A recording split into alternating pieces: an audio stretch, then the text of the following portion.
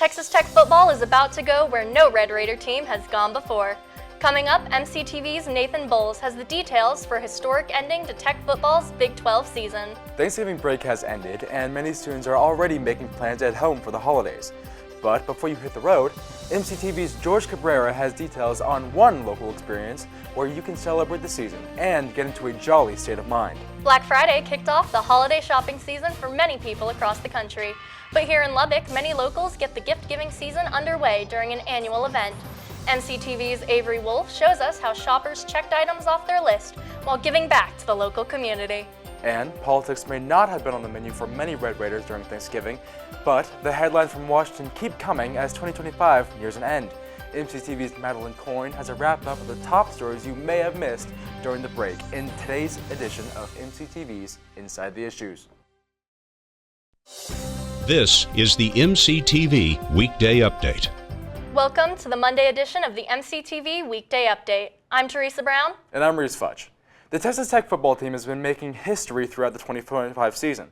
But the Red Raiders now have a chance to make an even bigger mark with something they haven't done in more than 30 years. MCTV's Nathan Boles joins us with the details on some of the important news that is extending the conference season just a little longer. Nathan? Thanks, Theresa and Reese. Texas Tech football had a lot to be thankful for right after Thanksgiving. On Friday, Tech clinched a spot in the Big 12 championship game when Arizona beat Arizona State. It will be Tech's first Big 12 championship game ever. The Red Raiders will play BYU in a rematch from November. Kickoff is Saturday at 11 a.m. from AT&T Stadium in Arlington. The winner is pretty much guaranteed a spot in the college football playoff, while the loser, especially if it's BYU, might have some problems. Texas Tech hasn't won a conference title since 1994, and even then it was because Texas A&M was under NCAA sanctions. Their last conference title with just one conference loss was the Southwest Conference in 1976, and their last unshared conference title, the Border Conference in 1955. Texas Tech still had some work to do to finish off the regular season last Saturday. Coming up, I'll show how they did against West Virginia and take a look at how both Texas Tech basketball teams did over the break. Back to you, Reese. Thanks, Nathan. Speaking of the Big 12 championship game, now that Texas Tech is officially competing on Saturday, that also means that you may need to double-check your final schedule. Before Thanksgiving, TTU administrators announced that if the Red Raiders made it to the championship, instructors need to consider adjustments to final exams, originally scheduled this Saturday. Although no instructor is required to make a change, administrators highly suggested that alternatives be considered, including moving the final to this Thursday. Thursday is technically the individual study day, or dead day, between the last day of classes and the start of finals. But this year, instructors have the rare choice to move any Saturday final to December 4th. Other options include exemptions, changing the weighting of other exams, or moving the final online. If you have a final exam time scheduled on Saturday, your instructor should have contacted you about any changes before the Thanksgiving break. But if you haven't heard anything, you should reach out to your instructor immediately, especially if you're planning to travel to Arlington for the game this weekend. The Thanksgiving holiday is officially over, and the holiday season is now moving into the next phase, preparing for Christmas.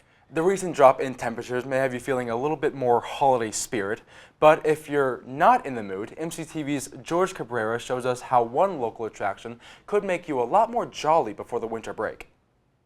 I'm here at Adventure Park, and behind me, Adventure Park is hosting its Christmas in the Park, alongside with some ice skating. Honestly, this is great. I'm just visiting from out of town. I did go to Texas Tech, but this is a great scenario to meet with friends who have a bunch of kids. So food's good, kids can go ride this train, go hit some balls into some trees. Adventure Park, located off of Marshall Short Freeway, offers many fun activities throughout the year. But during the holidays, the park transforms into a Christmas-themed wonderland in the hub city. So we have lots of events going on. So we just launched our Christmas in the Park. So we do this every year over 500,000 lights. We do our train ride, we do our fire pit. So a great way to kind of cozy up, enjoy s'mores. Evans says along with ice skating, lights, and fire pits, there are plenty of other activities for visitors attending the park to enjoy. We have lots and lots of events. Part of our Christmas in the Park is we have ice skating that's here during Christmas in the Park. So you come take a swim on our synthetic ice, which is a lot of fun. Santa will be here every Friday and Saturday in December from 5 to 8. And so we've got that going on. We've got dinner with Santa, brunch with the Grinch, shop for a cause, turkey scavenger hunt, like Santa Paws, so people want to come take pictures with their pets. So just lots and lots of fun events and packed full. For more adventures like these, make sure to come and stop by Adventure Park's Christmas in the Park that will last all the way until the end of December. For MCTV, I'm George Cabrera. Back to you. Thanks, George. Christmas in the Park is happening every day from now until Wednesday, December 31st. The holiday fun starts at 5 p.m. each night and wraps up at 7 p.m. Sunday through Thursday and 8 p.m. on Friday and Saturday. For more information on everything Adventure Park has to offer this December, check out adventureparkfun.com. Tuesday was the last day of class before Thanksgiving, but campus was already empty and quiet before the break ever started. The Hub City events calendar was pretty slow last week, but there were a few options to celebrate the season over the weekend. On Saturday, the Lubbock Artisan Collective hosted a Race to the Holidays event on their storefront on 34th Street. The event opened at 10 a.m. and featured dozens of local makers and artists offering their creations for sale. Shoppers could also enjoy special pop-up vendors, giveaways, and activities for the kids. A unique feature of the Race to the Holidays was the addition of musical performances by local artists. During the Tinier Desk concert series, Saturday's musical guests were Sun Tiger and Strawberry Season. But they were just the first performers in a series of weekly concerts to be held each Saturday until Christmas. Saturday's event was the Lubbock Artisan Collective's kickoff to the festive season, wrapping up at 8 p.m. But if you missed out, the next edition of Race to the Holidays is scheduled for this Saturday from 10 a.m. to 8 p.m. For more information about the event, visit thelubbocartisancollective.com. If you're looking to do some holiday shopping before leaving for the semester, there's a lot of options here in Lubbock. Over the weekend, one local business encouraged the local community to come by and check some items off their list while helping them celebrate an important milestone. This past Saturday, Hub City Records marked their first anniversary of business with a special event. The record store opened up at 10 a.m. and invited shoppers to browse their inventory of vinyl, cassette, and CDs to find that perfect gift. The store also hosted several local vendors in the parking lot, including a food truck, a hat bar, and local coffee. Inside, guests could also browse through a collection of vintage clothing for sale and jewelry by Glammy's Gems and more. Hub City Records officially opened last November at the location near the intersection of 42nd Street and Boston Avenue. The store is open on Wednesdays from 6 to 9 p.m., Saturdays from 10 to 3, and Sundays from noon to 3 p.m. As we've mentioned, the holiday shopping season is in full swing, especially following last week's Black Friday sales. But before Thanksgiving, a local nonprofit held a popular event that has become a one-stop shop for many local residents for their gift-giving needs. MCTV's Avery Wolf headed downtown to find out more. With the holidays happening right around the corner, the Lubbock Memorial Civic Center has become the center of festive shopping for the Junior League's annual holiday happening. For over 40 years, raising hundreds of thousands for different community programs. Holiday Happening is back at the Civic Center, bringing seasonal excitement and community support together under one roof, including dozens of vendors selling everything from clothes to home decor, all for a good cause. This event actually funds all of our projects. So all the money raised for here funds our Spark program, our Touch a Truck, it does Kids to Kitchen. It's just really, truly just supports our community. Not only does the event help out the community, it also helps fulfill gift-giving needs for thousands of local shoppers. What brings me out to here is how many vendors there are and how much it brings the community together. Yes, I feel like for everyone it's just really fun to look around and see what's all new and get in the holiday spirit. Holiday Happening brought in shoppers from across Lubbock, including tech students, who say they appreciate the strong sense of community and how welcoming the event felt. It's a really big deal because they brings the community together. It's such a special day, especially during the Christmas time. Everyone's always really excited. Yeah, I feel like it just really, it can bows the community together and just a lot of community engagement, and I like that as a tech student. As the Junior League ends another year of fundraising, Holiday Happening continues to be another staple in Lubbock. For MCTV, I'm Avery Wolf. Back to you. Thanks, Avery. It's been a mild fall across the South Plains this year, with fall conditions just starting to set in across the area. But over the weekend, some changes moved in that has made it feel a lot more like winter. Temperatures began to fall on Saturday night, and yesterday highs only reached 34 degrees at the Lubbock International Airport to set a new daily record for the coldest high temperature for November 30th. So will these winter-like conditions continue through the week? Let's take a look at the MCTV forecast.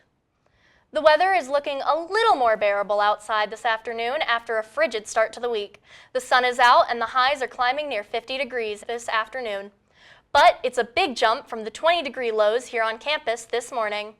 Temperatures are expected to drop back into the 20s again tonight, with some parts of the South Plains falling into the teens before sunrise. But tomorrow we'll see another warm-up with highs in the 60s, followed by a slightly cooler day on Wednesday. But the focus right now is on Thursday, where another cold front will drop temperatures back to the 30s during the day. There's even a slight chance of rain and snow on Thursday, which could lead to icy conditions across the area, especially on Thursday and Friday morning. Looking ahead, this week's cold blast could be a thing of the past by this weekend, with 60-degree highs returning by Saturday and temperatures closer to the 70s as finals finish up next week. Speaking of finals, the end of the semester is coming up quickly, and for many Red Raiders, this marks the end of their college journey, with only one major milestone remaining before they head into their future careers. The fall 2025 commencement ceremonies are scheduled for Friday, December 12th and Saturday, December 13th. The ceremonies will feature thousands of students who will walk the stage during 4 ceremonies to receive their undergraduate or graduate degrees. On Friday, the ceremonies will start at 2 p.m. with students from the Colleges of Arts and Sciences, Education, Visual and Performing Arts, and the School of Professional Studies. The evening session will begin at 6 p.m. and feature all students receiving a master's or doctorate degree from the university. On Saturday, the final 2 graduation exercises will start at 9 a.m. with students walking from the Colleges of Architecture, Business and Agricultural Sciences, and Natural Resources. And this year's commencement schedule will wrap up at 1:30 on Saturday afternoon with the Colleges of Media and Communication, Engineering, the Honors College, and Health and Human Sciences. All the ceremonies are free and open to the public, but if you're unable to attend in person, Texas Tech will also live stream all of the ceremonies online. For more information on this year's commencement and a link to the live stream, visit commencement.ttu.edu. Thanksgiving may have helped distract you from political news, but there's still been a lot happening in the nation's capital as we head into the heart of the holidays. MCTV's Madilyn Coyne has a rundown of the latest headlines in today's edition of MCTV's Inside the Issues. Madilyn? Thanks, guys. Welcome back to Inside the Issues. I'm Madilyn Coyne. Today, we're breaking down several major developments in national politics, from the end of the record-long government shutdown to a leadership shakeup on Capitol Hill, rising tensions in Venezuela, and new security concerns here at home. We start with the government officially reopening after the longest shutdown in U.S. history. President Trump signed the funding bill on November 12th, ending the 43-day shutdown and restoring pay for hundreds of thousands of federal workers nationwide. To lower the cost of living, restore public safety, grow our economy, and make America affordable again. The White House says this brings stability back to federal agencies, while lawmakers now face a January deadline for long-term negotiations. And on Capitol Hill, a major political figure is stepping aside. Former Speaker Nancy Pelosi announced she will not seek re-election in 2026, ending more than 40 years in Congress and signaling a new chapter in Democratic leadership. In overseas developments, President Trump announced that the airspace above and surrounding Venezuela is now closed in its entirety. The directive came in a Truth Social post addressed to airlines, pilots, drug traffickers, and human traffickers, warning them to avoid the region. The administration also cited Section 212 of the Immigration and Nationality Act, giving the president authority to suspend entry or transportation deemed harmful to U.S. interest. Officials say the move responds to rising instability and intelligence showing increased coordination between Venezuelan forces and foreign paramilitary groups. And in recent weeks, you've been working to deter Venezuelan drug traffickers, of which there are many, and we'll be starting to stop them by land also. The land is easier, but that's going to start very soon. We warn them, stop sending poison to our country. The White House says further action is possible if conditions worsen, but emphasizes the goal is to protect regional security, not escalate toward confrontation. On November 26 in Washington, D.C., 2 members of the National Guard, Sarah Beckstrom and Andrew Wolf, were shot in close vicinity to the White House. Both soldiers were rushed to the hospital, and Beckstrom, the female guardswoman, later died from her injuries. Prosecutors have now upgraded charges against the suspect, an Afghan national who investigators say acted alone. He now faces murder charges as authorities continue reviewing his background and potential motives while federal security remains tightened across the capital. The attack has reignited debate over immigration vetting, guard deployment policies, and national security, especially as investigators looked into the suspect's past work with the U.S. intelligence overseas. It has been such a privilege to bring you inside the issues this fall semester and report on the issues shaping our nation. For the last time on Inside the Issues, I'm Madilyn Coyne. And back to y'all. Thanks, Madilyn. As we mentioned earlier, the Texas Tech football team made history last Friday after clinching a spot in the Big 12 championship game. But Friday wasn't the only big moment of the weekend for the Red Raiders. And Texas Tech basketball stayed busy, including one team who hit the hardwood right as most people were finishing Thanksgiving dinner. MCTV's Nathan Boles joins us again in the studio with the wrap-up from the holiday break in sports. Nathan? Thanks, Theresa and Reese. The Red Raiders might have already booked their flights to Arlington, but they still had to get one last job done in Morgantown. The Red Raiders took on West Virginia to finish the season, and they didn't overlook this game for 1 second. We'll pick this up on the very first drive for West Virginia, and there comes that line. That's how it was all day long. That's Romello Height and A.J. Holmes on that sack. As Texas Tech forces a 3-and-out, and then on offense, Baron Morton flips it out to Terrence Carter, and he breaks multiple tackles. He thinks he's going to get all the way to the end zone. He is just short, but that allows Jacob Rodriguez to come in and punch it in, his second rushing touchdown of the year. Heisman campaign still going strong for Rodriguez. Texas Tech up 7-0. Here's West Virginia. Rodriguez and Bryce Pollock on that tackle. They force another punt, out of West Virginia. Later, Tech up 14-0, and that's to Caleb Douglas in the end zone. Texas Tech up 21-0 in just a quarter. Later, middle of the second, Baron Morton flips it out to CD again, and how'd he come down with that one? Texas Tech now up 28-0. Later, Jacob Rodriguez in again. What is he going to do? He's going to try to throw it, but the jump pass is intercepted, and Texas Tech comes away empty. Maybe telegraphed a little too much. I think you'll want that one back, but the Red Raiders still up big. Now up 35-0. We got Lloyd Jones in, throwing it to Micah Hudson. Now it's the backups coming in, and they're scoring touchdowns. They had 2 touchdowns in this game as the Red Raiders got it done. Texas Tech got the win 49-0. Afterward, Joey McGuire said that even though they clinched a spot in the Big 12 title game, his team understood what was at stake against West Virginia. We've got to go win the Big 12, and that'll help us move up. But we want to move up. We're at 5 right now, and we want to get as high as we can get. In those rankings. I think it'll make a huge difference for us, and so that was a big part of today. I was really proud of the way they responded. There are no guarantees with the committee, but the Red Raiders have likely clinched a spot in the college football playoff. Based on the precedent last year with SMU losing the ACC title game, it is unlikely the committee would drop Texas Tech even with a loss this Saturday.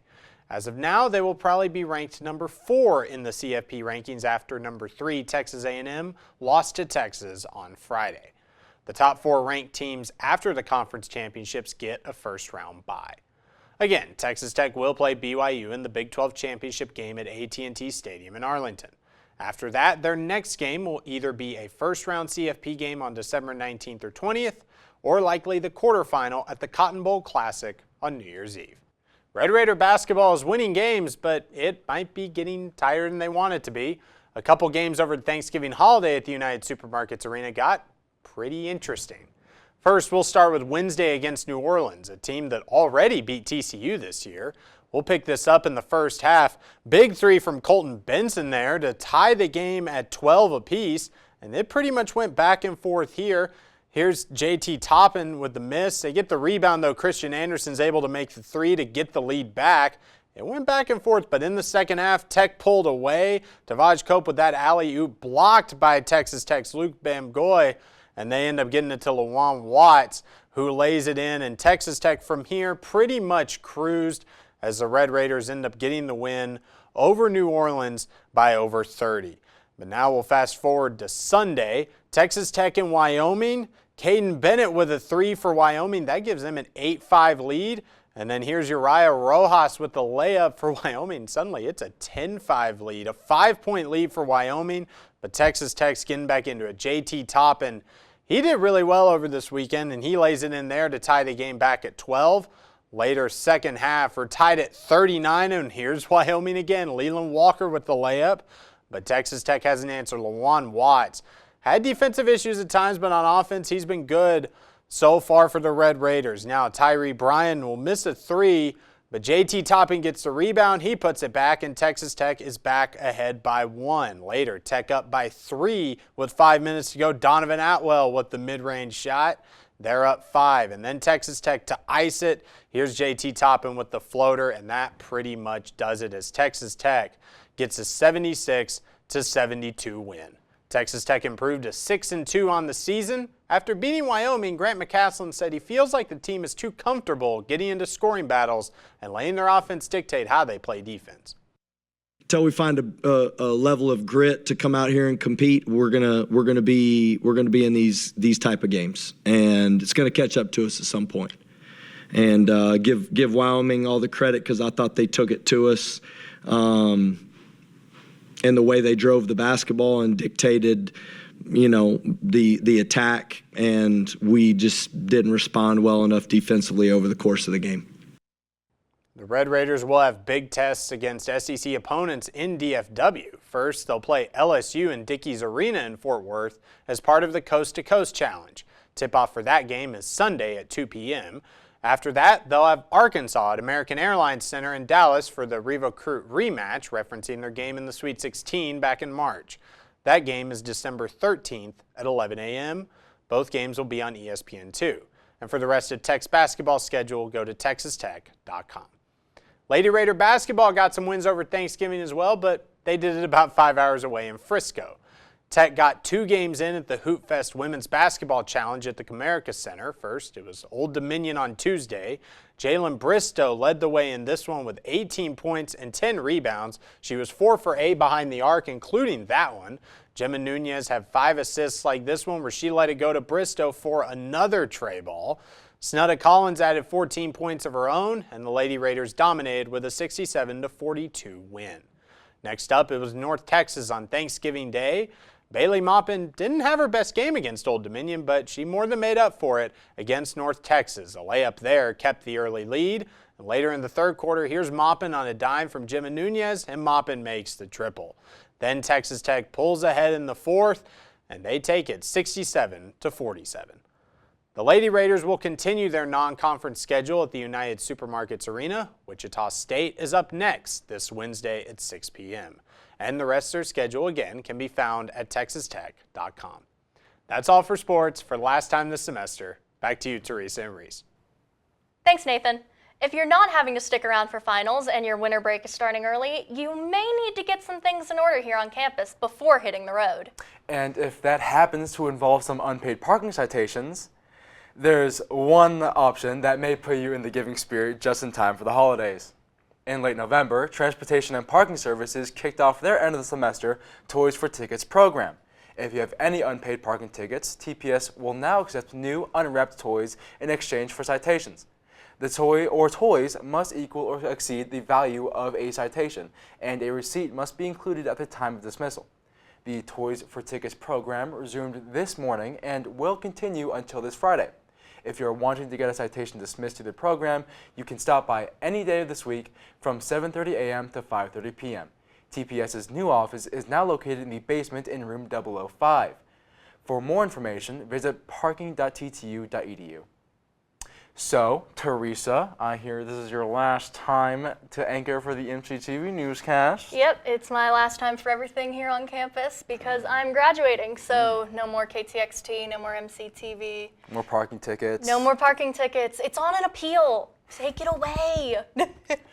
Oh, well, I am a freshman, so I'll be doing this for a while longer. Ugh. You'll get a lot more parking tickets in that time. Oh, gosh. Well, that's all for today's edition of the MCTV Weekday Update. Thanks so much for joining us, and be sure to check ttuhub.net every day for more news. Have a great Christmas and Happy New Year, and he'll see you in the spring.